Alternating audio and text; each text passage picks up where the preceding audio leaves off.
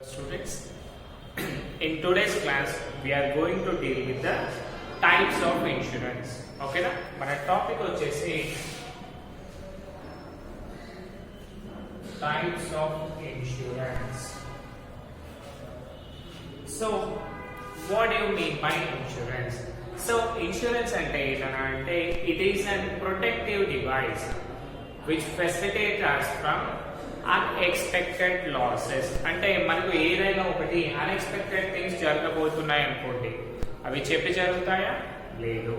So అలాంటి వాటిని protect చేసేదాన్ని మనము ఇన్సూరెన్స్ అని పిలుస్తాము. ఓకే, సో ఇప్పుడు మనం ప్రెసెంట్ మార్కెట్ లో చూసామనుకుంటున్నా మనకి 3 టైప్స్ ఆఫ్ ఇన్సూరెన్సెస్ అవైలబుల్ లో ఉన్నాయి. దట్ ఈస్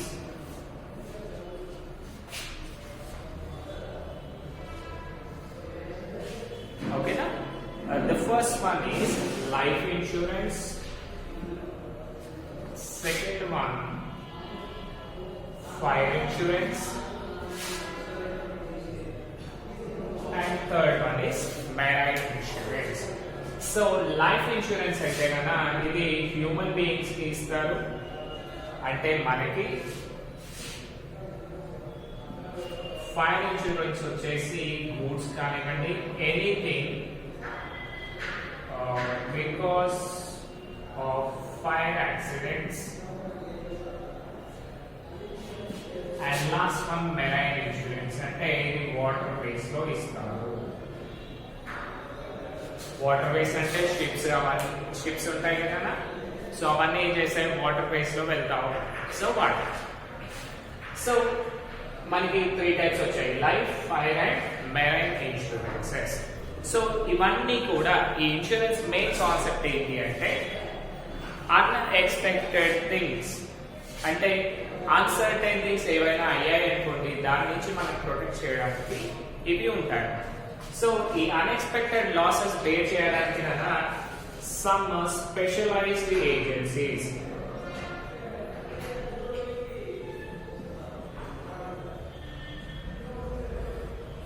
స్పెషలైజ్డ్ ఏజెన్సీస్ ఉంటాయి. ఆ ఏజెన్సీస్ నే మనం ఏమంటాము అంటే ఇప్పుడు ప్రజెంట్ ఉన్న ఇన్సూరెన్స్ కంపెనీస్. ఓకేనా? సో ఈ స్పెషలైజ్డ్ ఏజెన్సీస్ ఏం చేస్తాయి, ఇలాంటి అన్ఎక్స్పెక్టెడ్ లాసెస్ వస్తే వాళ్ళే మనకి సపోర్టివ్ గా ఉంటారన్నమాట. వాళ్ళని సింపుల్ గా ఇన్ టర్మ్స్ మనం ఏమంటున్నాము, ఇన్సూరెన్స్ కంపెనీస్ అని పిలుస్తున్నాము. నా ఇప్పుడు చూడండి, the first one is life insurance.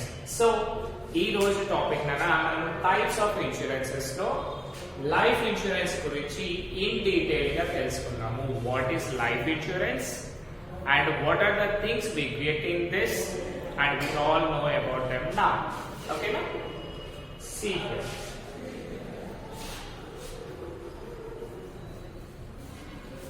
So first one,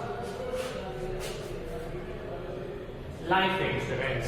So what do you mean by life insurance?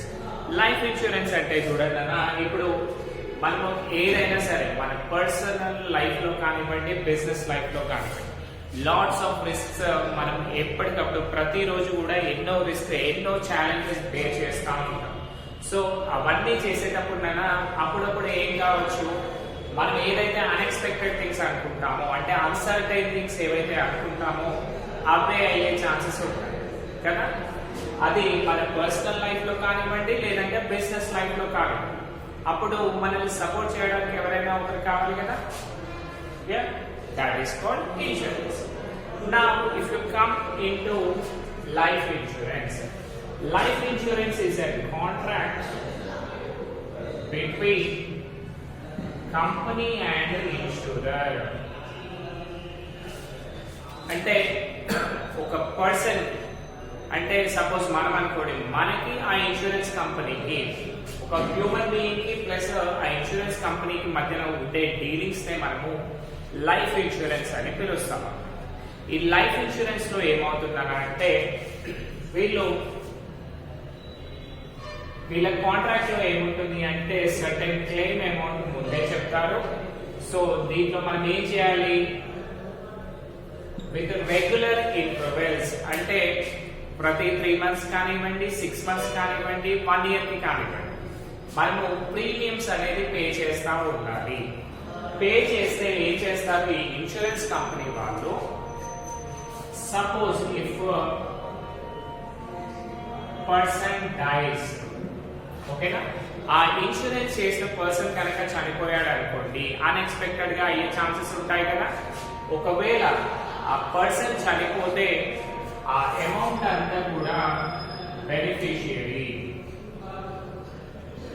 అంటే వాళ్ళు ఏం చేస్తారు, నామినీస్ పెడతారు కదా. అంటే ఒకవేళ ఆ పర్సన్ లేకపోతే నా తరఫున వీళ్ళకి అమౌంట్ పే చేయండి. హస్బెండ్ అనుకోండి వాళ్ళ పిల్లలకి కానివ్వండి, వైఫ్ కి కానీ పెడతారు కదా. పిల్లలు ఏం చేస్తారన్నా వాళ్ళ పేరెంట్స్ కి పెడతారు. అదే న్యూ మ్యారీడ్ పర్సన్ అనుకోండి ఆబ్వియస్లీ వాళ్ళ వైఫ్ కి ఇచ్చేస్తారు. అంటే ఇక్కడ ఏమవుతుంది, మనము వాళ్ళ దగ్గర పాలసీని తీసుకోవాలి అండ్ రెగ్యులర్ ఇంటర్వెల్స్ లో ప్రీమియం పే చేయాలి. ఒకవేళ ఆ పర్సన్ కనుక చనిపోయాడు అనుకోండి, ఆ అమౌంట్ అంతా కూడా ఇన్సూరెన్స్ కంపెనీ ఏం చేస్తుంది, వాళ్ళ ఫ్యామిలీకి అంటే నామినీకి ఇస్తుంది. ఆ నామినీకి ఇవ్వడం వల్ల ఏమవుతుందన్నా, వాళ్ళ ఫ్యామిలీ ఒకవేళ ఆ పర్సన్ లేకపోయినా వాళ్ళ లైఫ్ లో ఎలాంటి డిస్టర్బెన్సెస్ అనేవి జరగవాలి, హ్యాపీగా వాళ్ళ లైఫ్ ని గెట్ ఆన్ కాగలుగుతారు. అండ్ ఇంకొక situation, if person is there on maturity they will pay. ఒకవేళ ఆ పర్సన్ బ్రతికే ఉన్నాడు, అప్పుడు ఏం చేస్తారు, ఒకవేళ ఆ పాలసీ టైం కనుక మెచ్యూరిటీ డేట్ వచ్చింది అంటే వీళ్ళు ఏం చేస్తారన్నా 50, 20, 25 years అని ముందే మనకి అగ్రిమెంట్స్ ఉంటాయి. సపోజ్ మీది 20 years పాలసీ అనుకుందాం. సో మీ 20 years పాలసీ కనుక సక్సెస్ఫుల్ గా కంప్లీట్ చేశారు అండ్ మీరు కూడా అలైవ్ గా ఉన్నారు అనుకోండి, అప్పుడు ఏం చేస్తారా, అమౌంట్ అంతా కూడా మీకే ఇచ్చేస్తారు. That is called life insurance. అంటే ఇది ఏంటన్నా, హ్యూమన్ బీయింగ్స్ అంటే మనుషులకి మనకి ప్లస్ మన ఇన్సూరెన్స్ కంపెనీకి మధ్యన ఏదైతే కాంట్రాక్ట్ ఉంటుందో వాటిని మనము లైఫ్ ఇన్సూరెన్స్ అని పిలుస్తాం. ఓకేనా. సో ఇందులో టైప్స్ ఆఫ్ ఇన్సూరెన్స్ కనుక చూసామనుకోండి, first one whole life policy.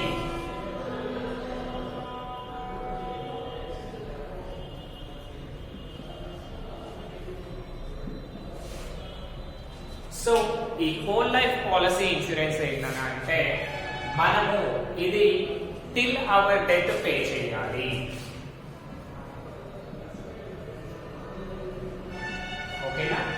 It is an insurance paid by the insurer till his death. ఇతను ఏంటి అంటే ప్రతి interval that is 6 months or 1 year time ఉంటుంది కదా, ప్రతి 6 months or 1 year కి కంపల్సరీ అతని ఎన్ని రోజులు బ్రతికి ఉంటే అన్ని రోజులు కూడా ఈ ప్రీమియం అనేది పే చేస్తానే ఉండాలి. పే చేసి ఒకవేళ ఆ పర్సన్ కనుక ఎక్స్పైర్ అయ్యాడనుకోండి, అప్పుడు ఏం చేస్తారు, ఆ పాలసీ అమౌంట్ మెచ్యూరిటీ డేట్ వచ్చినట్టు అండ్ ఇది కంపల్సరీ కూడా నామినీకి మాత్రమే ఇస్తారు. ఓకేనా. ఈ హోల్ లైఫ్ పాలసీలో ఏంటన్నా ఓన్లీ ఆ పర్సన్ వాళ్ళ నామినీ మాత్రమే ఆ అమౌంట్ అనేది తీసుకుంటారు, వీళ్ళు తీసుకోవడానికి రైట్స్ లేదు. That is called whole life policy అన్నమాట. నెక్స్ట్ దీంట్లో చూడండి, ప్రీమియం కూడా చాలా తక్కువగా ఉంటుంది, లెస్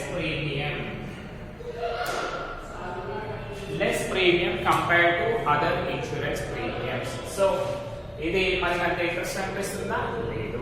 కానీ కొంతమంది చూడండి ఒక 35 కాదు ఒక 40 years అలా వచ్చిన వాళ్ళు ఉన్నారు అనుకోండి, వాళ్ళు ఏం చేస్తారు, అదే మనకు ఉన్నా లేకపోయినా మన ఫ్యామిలీకి ఇది సపోర్టివ్ గా ఉంటుంది కదా అని చెప్పేసి బికాస్ ఆఫ్ ఫ్యామిలీ వెల్ఫేర్, ఓకేనా, family welfare or family benefits కోసం దీన్ని చేస్తారు.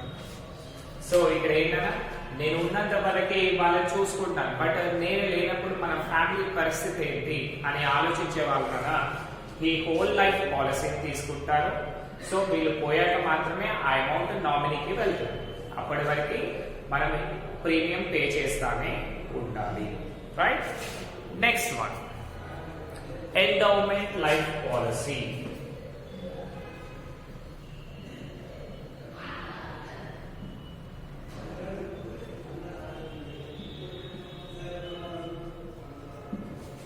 సో ఎండోమెంట్ లైఫ్ పాలసీ అంటే కన్నా ఇక్కడ ఏంటి అంటే ప్రీమియం అనేది మళ్ళీ పర్టికులర్ ఇంటర్వెల్స్ లో పే చేస్తాము అండ్ ఇదేంటి అంటే స్పెసిఫిక్ టైం ఉంటుంది, specific time and maturity date. ఓకేనా? ఇంతకుముందు మనం లైఫ్ ఇన్సూరెన్స్ లో డిస్కస్ చేశాం కదా. సో టోటల్ థింగ్స్ అవే ఉంటాయన్న. ఎండోమెంట్ పాలసీలో స్పెసిఫిక్ టైం అంటే 20 years or 25 years అని ముందే అగ్రిమెంట్ ఉంటుంది అండ్ ప్రతి 6 months or 1 year కి ఎంత ప్రీమియం పే చేయాలి అది ముందే చెప్తారు. ఇక్కడ ఏమవుతుంది అంటే ఒకవేళ ఆ పర్సన్ కనుక లేడనుకోండి వాళ్ళ బెనిఫిషియరీకి అమౌంట్ వెళ్ళిపోతుంది.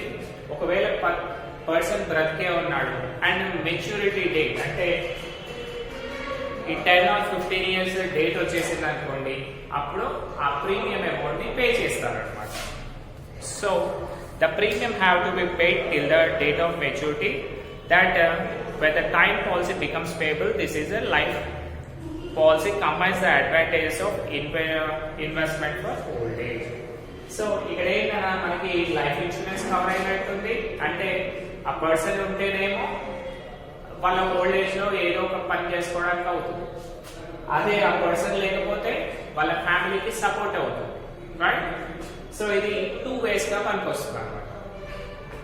నెక్స్ట్ ఈ ఎండోమెంట్ పాలసీ ఏదైనా మనకి 2 types గా కేటగరైజ్ అయింది. That is pure endowment policy and double endowment policy. Let us discuss now. Pure endowment policy.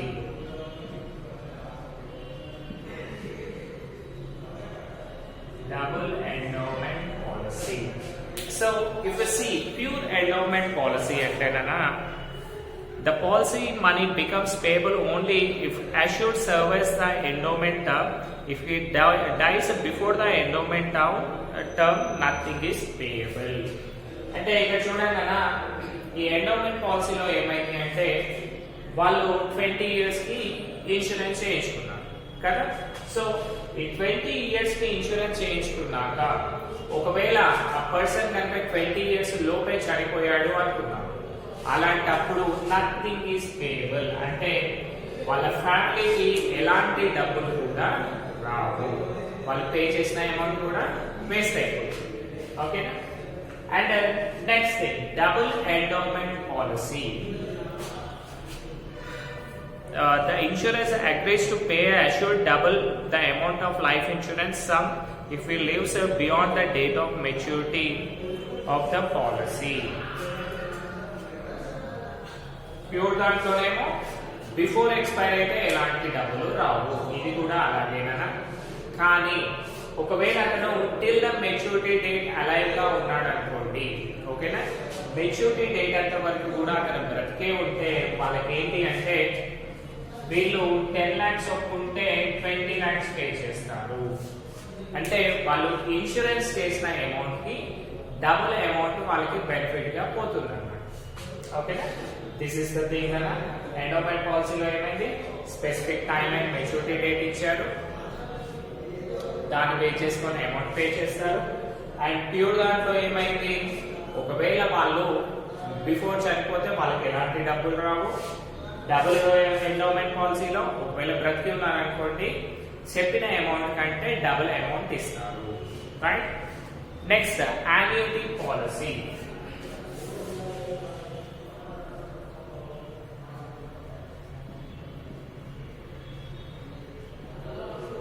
So now coming to the annuity policy, Nana, the amount of policy is paid in the form of annuities for a specific number of years or till the death of assured.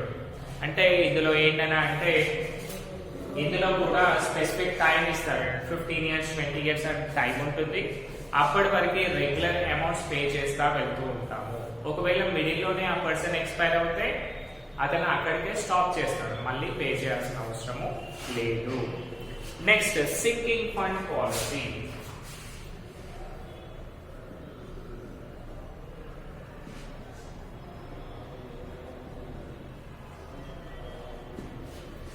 So, if you see the sinking fund policy, such a policy is taken with a view to providing for the payment of liability or a replacement of asset. So, ఈ sinking fund పాలసీలో ఏమవుతుందని అంటే మనము ఏదైనా ఒకటి purchase చేసామనుకోండి, ఒక ఆస్తులు కొనాలి అనుకోండి, అలాంటి టైంలో ఈ సింకింగ్ ఫండ్ పాలసీ అనేది యూజ్ అవుతుంది అన్నమాట. సో ప్రతి ఇయర్ కూడా కొంచెం కొంచెం అమౌంట్ తక్కువ చేసుకుంటూ వాళ్ళకి అమౌంట్స్ అనేవి పే చేస్తూ ఉంటాము. ఓకేనా, రైట్. సో ఇక్కడ ఏమవుతుంది, the payment of liability or replacement of an asset.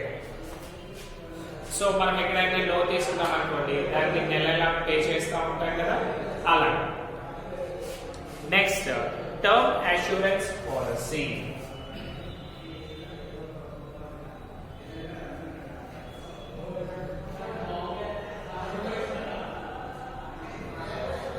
So మనము టర్మ్ అష్యూరెన్స్ పాలసీ చూసుకుంటేనా, the amount of the policy is made payable on the when a person dies before the certain date or age. In such a policy, generally the premium is low outside but rises gradually with the passage of time. It is called ascending scale policy. అంటే ఇక్కడ ఏమవుతుందనా, వీళ్ళకి term insurance పాలసీలో suppose వీళ్ళు ఏం చేశారు అంటే 60 ఏళ్ళని పెట్టారు, 60 years of age వరకు పెట్టారు అన్నమాట పాలసీ టర్మ్. ఒకవేళ ఆ పర్సన్ 60 years లో కనుక ఎక్స్పైర్ అయ్యాడు అనుకోండి, అప్పుడు మాత్రమే వాళ్ళకి డబ్బులు అనేవి పే చేస్తారు, మనీ అనేది పే చేస్తారు, లేకపోతే చేయరు. సో అదే కదా మనకు ఉంది, when a person dies before the certain date or age, అంటే వాళ్ళు ముందే అగ్రిమెంట్స్ ఉంటాయి కదా, వాళ్ళకి ఏం ముందే అనుకుంటారు, ఇంకా 10 ఏళ్ళ వరకు ఎక్కువ అని అనుకుంటారు కదా. సో వాళ్ళు ఏం చేస్తారు, అంత టైం వరకు వాళ్ళు ఇన్సూరెన్స్ అనేది తీసుకుంటారు. సో ఆ టైం లోపు కనుక అతను ఎక్స్పైరీ అవుతే డబ్బులు పే చేస్తారు. ఇన్ కేసు బ్రతికే ఉన్నాడు అనుకోండి, వాళ్ళకి ఎలాంటి డబ్బులు పే చేయరు. And generally, if there is a provision in terms of policy for its conversion into whole life, the endowment policy, it may be called a convertible term policy. మళ్ళీ ఇక్కడ ఏమవుతుంది అంటే గ్రాడ్యువల్ గా వాళ్ళు ఇంకా పెరుగుతూ ఉంటే ఇన్సూరెన్స్ పాలసీ అమౌంట్ అనేది పెరుగుతూ వెళ్తుంది. నెక్స్ట్ దీన్నే మళ్ళీ ఇంకోటి ఏంటి, ఇప్పుడు వీళ్ళు ఏం చేస్తారు అంటే ఒక 10 years పే చేస్తారు, అంటే వీళ్ళు అమౌంట్స్ పోయాయి కదా, వీళ్ళు ఏం చేస్తారు, దీన్ని అరే ఇట్లేదు నేను ఎండోమెంట్ పాలసీ చేసుకుంటా అన్నారు అనుకోండి, దాన్ని కన్వర్ట్ చేసుకోవచ్చు.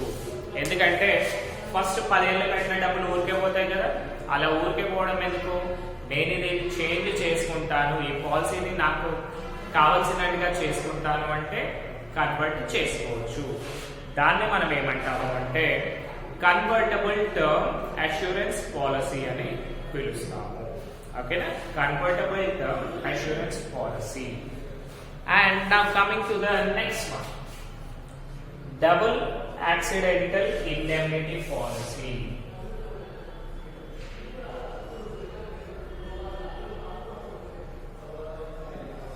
Double accidental indemnity policy. So ఇది ఏం చెప్తున్నాను అంటే, this policy provides that if the insured dies because of an accident, his survivors will get double the amount of policy. అంటే సింపుల్ గా చెప్పాలి అంటే it is an accidental policy. ఒక person insurance చేయించాడు, ఇన్సూరెన్స్ చేయించాక బై మిస్టేక్ లో accident లో కనుక expire అయ్యాడు అనుకోండి, ఓకేనా, యాక్సిడెంట్ లో కనుక ఎక్స్పైర్ అవుతే వాళ్ళ ఫ్యామిలీకి ఏం చేస్తారు, వీళ్ళు ఎంతైతే ఇన్సూరెన్స్ పెట్టారో ఆ ఇన్సూరెన్స్ కి డబుల్ అమౌంట్ వాళ్ళకి ఇస్తారు. సపోజ్ వీళ్ళు 10 lakhs ఇన్సూరెన్స్ తీసుకుంటే వాళ్ళ ఫ్యామిలీకి ఎంతైనా 20 lakh rupees వెళ్తాయి. సపోజ్ 5 lakhs చేస్తే 10 lakhs. 3 lakhs చేస్తే 6 lakhs. అంటే ఏదైతే ఇన్సూరెన్స్ చేస్తున్నారో ఇన్సూరెన్స్ చేసిన అమౌంట్ కి డబుల్ అమౌంట్ వాళ్ళకి పే చేయడం జరుగుతుంది. This is called double accidental indemnity policy. Indemnity అంటే which is measured in terms of money kada. Right, next one.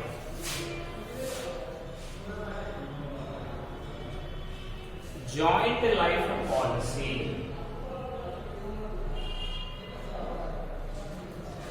Joint life policy nana chudandi, this type of policy is taken upon the joint lives of 2 or more persons. Its amount can be claimed by the survivor when one of them dies. So ఇక్కడ చూడండి అన్న, మనకి normal life insurance చూసామనుకోండి, ఒకరి పేరు పైన insurance ఉంది, next person చనిపోయాడు, దానివల్ల ఏమైనా బెనిఫిటా? లేదు. కానీ ఈ జాయింట్ లైఫ్ పాలసీ ఏంటి అంటే వైఫ్ అండ్ హస్బెండ్ కానివ్వండి, లేదంటే ఫ్యామిలీ మెంబర్స్ కానీ, వాళ్ళ ఇంట్లో ఇప్పుడు అన్ని చిన్న కుటుంబాలే కదా, స్మాల్ ఫ్యామిలీసే కదా, 4 మెంబర్స్ కలిసి ఓ జాయింట్ లైఫ్ పాలసీ తీసుకుంటారు. ఓకేనా? ప్రీమియం కూడా ఆ మెంబర్స్ కి తగ్గట్టే ఉంటుంది కదా. ఈ జాయింట్ లైఫ్ పాలసీ వల్ల మనకి బెనిఫిట్ ఏంటి అంటే, ఇప్పుడు వైఫ్ అండ్ హస్బెండ్ ఇద్దరు పాలసీ తీసుకున్నారు. ఓకే, ఒకవేళ వైఫ్ ఎక్స్పైర్ అయింది అనుకుంటున్నా, ఆ పాలసీ అనేది మెచ్యూరిటీ డేట్కి వచ్చేస్తుంది అండ్ ఆ అమౌంట్ అంతా కూడా హస్బెండ్కి వస్తుంది. ఒకవేళ హస్బెండ్ ఎక్స్పైర్ అవుతే ఆ అమౌంట్ అంతా కూడా వైఫ్కి వచ్చేస్తుంది. అంటే ఒక పర్సన్ చనిపోతే మిగతా బ్రతుకున్న పర్సన్కి ఆ అమౌంట్ అనేది ఇవ్వడం జరుగుతుంది. That is called joint life policy. ఇప్పుడు ఏమవుతుందన్న, సింపుల్ గా ఒకరి పైన తీసుకుంటే రిస్క్ ఎక్కువ ఉంది కదా, అందుకే ఇద్దరు కలిపి తీసుకున్నారు. ఇద్దరు కలిపి తీసుకొని ఒకవేళ ఇద్దరిలో ఎవరికి ఎలాంటి ప్రాబ్లం అయినా ఉన్న వాళ్ళకి ఆ అమౌంట్ అనేది పే చేస్తారు. మళ్ళీ మీరు ఇంకొక డౌట్ అడగచ్చు, సరే ఇద్దరు పాలసీ తీసుకున్నారు, ఇద్దరు ఎక్స్పైర్ అయితే ఎట్లా అని. అప్పుడు ఏమవుతుందన్నా, వాళ్ళు మళ్ళీ ఇంకొక నామినీని పెట్టుకుంటారు కదా, ఆ నామినీకి ఆ అమౌంట్ అనేది వెళ్తుంది. ఒకవేళ నామినీస్ లేకపోతే నియర్ అండ్ నియర్ ఎవరైతే ఉంటారో వాళ్ళకి వెళ్తారు. Right, next group insurance policy.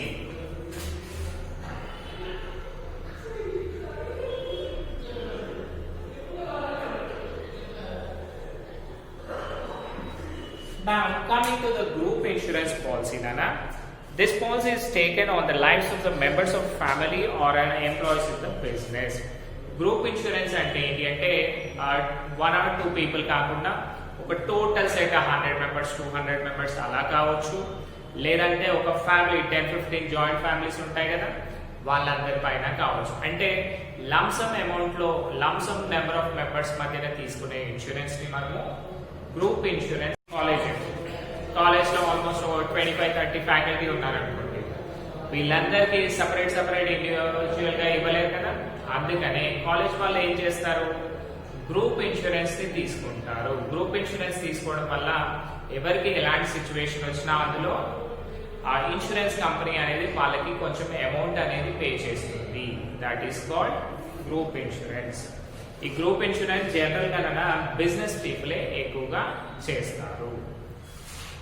And coming to the last one, Janata policy scheme.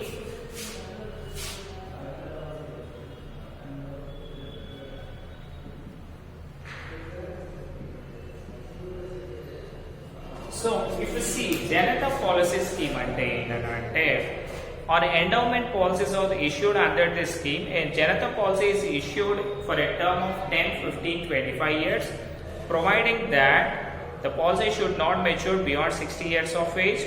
It can be issued only a gap up to 45 years for a person. No medical examination is required, age of 35. Right.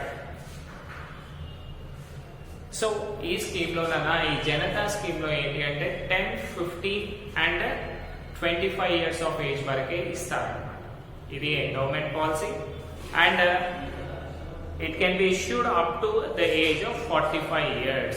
అంటే ఒక వ్యక్తి ఈ endowment policy తీసుకోవాలి అంటేనైనా maximum of 45 years of age ఉండాలి. And ఒకవేళ మనకి ఎలాంటి మెడికల్ క్లెయిమ్స్ అంటే మెడికల్ చెకప్స్ అవన్నీ కూడా ఏమీ ఉండకుండా తీసుకోవాలి అనుకున్నారు అనుకోండి, 35 years లోపు ఉన్న వాళ్ళకి మాత్రమే డైరెక్ట్ గా ఇన్సూరెన్స్ ప్రొవైడ్ చేస్తారు. మిగతా ఎబో ఏజ్ వాళ్ళకి ఏం చేస్తారన్నా మెడికల్ చెకప్స్ చేసి ఇస్తారు.